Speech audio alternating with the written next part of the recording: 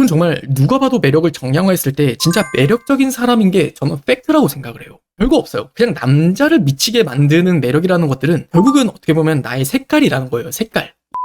여러분들은 각자 본인의 매력이 뭔 줄 알아요, 혹시? 제가 왜 이 질문을 물어봤었냐면요. 정말 객관적으로 사람이 가진 그 매력이라는 것들을 어느 정도 정량화할 수 있는 그 기준이라는 게 있거든요. 내가 진짜 가지고 있는 매력이라는 게 눈에 보이는 게 아니기 때문에 어떤 다른 이성이든 혹은 다른 사람들과 내가 비교를 해서 생각을 해본다면 상대적으로 매력은 다를지언정 그 매력이라는 깊이는 분명 어느 정도 사람과 사람 사이에 비교는 가능하거든요. 그래서 제가 이게 참 유튜브에서 하기 민감한 이야기라서 나중에 이 영상도 댓글을 막아놔야 되나라는 생각이 들기는 하는데, 저는 진솔하게 말씀을 드리겠지만 여러분들은 그냥 농담 반 진담반으로 한 귀로 흘려 들으면서 이야기를 좀 들어주셨으면 좋겠어요. 자, 일단 첫 번째로 메타인지라는 말 들어보셨나요? 정말 매력이 정말 객관적으로 쩐다라고 이야기를 하는 사람들 있죠. 어떤 남자가 보든 어떤 여자가 보든 이 사람은 진짜 매력이 장난 아니야 라는 생각이 드는 사람들의 제일 원칙은 뭐냐면 메타인지가 굉장히 높다는 거예요. 우리가 이 메타인지라는 걸 다른 말로 바꿔 이야기를 하면은 자기 객관화라는 건데, 그 자기 객관화는 내가 어떤 사람인지에 대한 그 다른 타인의 시선이든 아니면 사회적인 시선이든 혹은 세상의 기준이든 나라는 사람의 어떤 성향 혹은 나라는 사람의 장점, 단점, 나의 행복에 대한 것들, 뭐 어떤 것들이 됐든 간에 나라는 사람에 대해서 스스로가 얼만큼 인지를 하는 사람이냐를 의미해요. 근데 여기서 우리가 이 메타인지가 잘 된다라는 건 뭘 의미하냐면 내가 어떤 부분을 개발시키고 어떤 부분들을 포기해야 되는지, 어떤 부분들을 내가 내려놔야 되는지에 대한 방향성이라는 게 잡힌다는 거예요. 자, 이거를 매력이라는 부분으로 제가 좀 디테일하게 말씀을 드릴게요. 자, 저라는 사람으로 예를 들어보면은 제 자신에 대한 객관화가 저는 솔직히 잘 돼 있는 사람이라고 생각을 해요. 근데 저라는 사람 중에 단점이라고 할 수 있는 부분이 뭐냐면은 꾸준함이라는 게 없어요. 그냥 감정적으로 꽂혀서 한 길만 파는 어떤 외길 인생이라는 부분이 있어도 내가 억지로 참아야 되는 것들 아니면 하기 싫은 것들에 대한 꾸준함이라는 게 정말 없거든요. 이성 관계에서도 똑같아요. 만약에 그냥 여자들은 뭐 이런 걸 좋아한다고 하니까 그냥 여자들에게는 이렇게 내가 해줘야 되는구나. 근데 사실 저는 어차피 그렇게 꾸준하게 못할 사람이라는 거를 제 스스로가 아는 거예요.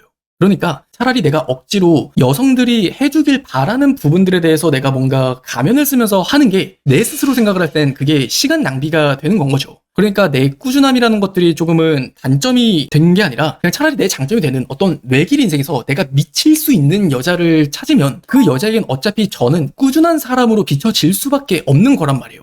여러분들도 어떤 사람을 봤을 때든 혹은 여러분들을 자기 객관에서 평가를 할 때 내가 어떤 부분에 있어서 매력이 있지? 어떤 부분에 있어서 나는 매력이 조금 떨어지지? 그런 것들이 자기 객관화가 명확하게 돼 있다면 여러분들은 사실 누가 봐더라도 되게 매력적인 사람으로 평가가 될 거예요. 그리고 오늘 영상 라이브에서 저한테 그런 질문을 하신 분이 있었어요. 유진님, 20대와 30대 연애의 차이점이 있다면 무엇일까요? 라고 이야기를 하는데 저는 그게 딱 이런 부분이 있는 것 같아요. 20대 연애에서는 사실 어떤 남자를 만났을 때 너는 이런 게 되게 장점이지, 너는 그런 게 매력이지, 너는 그런 게 장점이야, 난 이런 게 좋아 라면서 사실 이 남자 저 남자 그 남자 어떤 남자들이 하는 말이 되게 중구난방하다는 느낌이 좀 많이 들 거예요. 근데 30대 연애가 되면은 정말 눈에 띄게 달라지는 게 이놈을 만나든 저놈을 만나든 그놈을 만나든 나에게 좋다라고 말을 하는 부분들이 결국 다 한 가지 혹은 두 가지로 귀결돼요. 뭐 솔직한 게 너는 참 좋은 것 같아.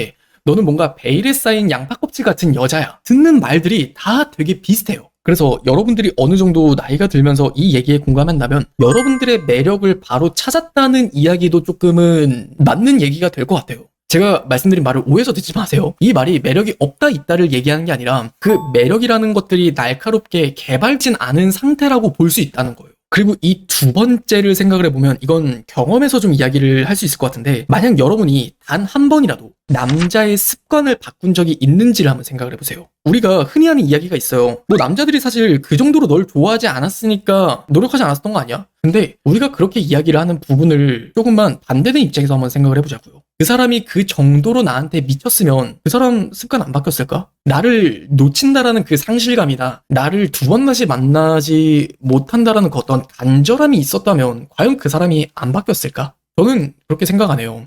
제가 얼마 전에 이제 제 지인 통해서 들었었던 이야기인데, 얼마 전에 남자친구랑 헤어졌었는데 그 남자친구한테 처음에 신신당부한 말이 있었대요. 나는 연락이 원래 잘 안 되는 사람이고 워낙에 그냥 개인적인 시간을 중요하게 생각을 하는 사람이기 때문에 나는 이것만큼은 꼭 지켜줬으면 좋겠다. 근데 이제 그 남자친구분도 그래, 나도 너가 중요하게 생각을 하니까 그거 터치할 생각 없다. 그래, 그러니까 우리 잘 만나보자. 근데 막상 만나고 시간이 지나면 지날수록 그게 문제가 되기 시작을 했다는 거예요. 분명 남자도 쿨하게 오케이라고는 얘기를 했지만 너무 서운했었던 거지. 그래서 나중에는 뭐 너는 화장실 한번 갈 시간도 없냐, 아니면 너는 뭐 버스 탈 때 핸드폰 볼 때 한번 연락해 줄 수 있지 않냐라고 이야기를 했었던 건데, 이제 그 지인은 워낙에 개인의 시간이 진짜 중요했었던 거예요. 근데 이제 제 여자친구가 그 지인에게도 했었던 말이, 그럼 만약에 네가 그 남자친구를 정말 소중하게 생각을 했으면, 정말 다른 남자를 만나는 것보다 그 남자가 너한테 정말 소중했으면 너는 그래도 똑같이 연락을 안 했을까?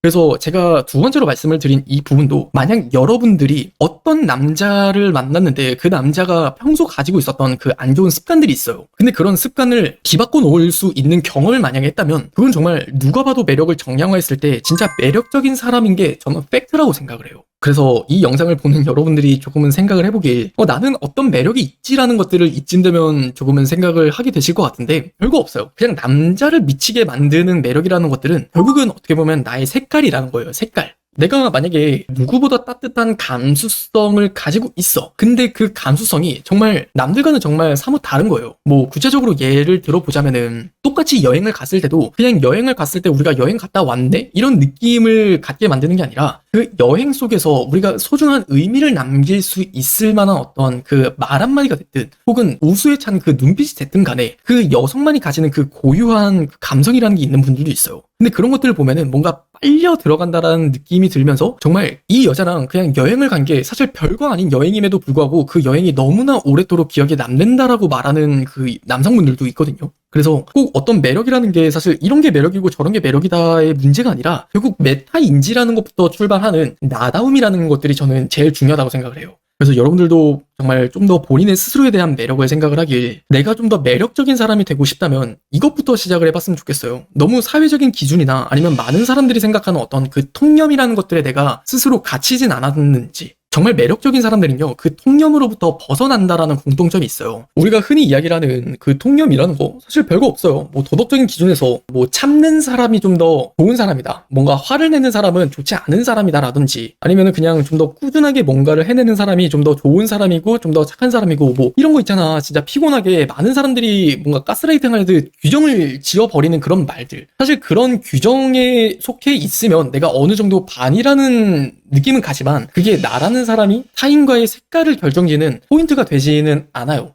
그리고 이 통념이라는 것들은요, 그냥 사회생활을 하면서 지키면 될 뿐인 거지 내가 그런 사람이 될 필요는 없어요. 나는 결국 어떤 모든 사람에게 사랑받는다라는 것들보다는, 사실 한 사람 한 사람에게 사랑을 받을 수 있으면은 그 다음 사람에게 사랑을 또 받을 수 있는 거, 그렇게 많은 사람에게 사랑을 받는다라고 보는 게 저는 맞다고 생각을 하거든요. 그리고 또 다른 사람을 만났을 때 그 영향력이 더 커졌을 때, 그렇게 다양한 사람들을 만났을 때 나라는 사람의 색깔이 더 확산이 되잖아요. 그러면 그렇게 누굴 만나든 내가 매력적인 사람이 되는, 좀 더 그게 정확한 길이다, 정석의 길이다라고 생각을 해요.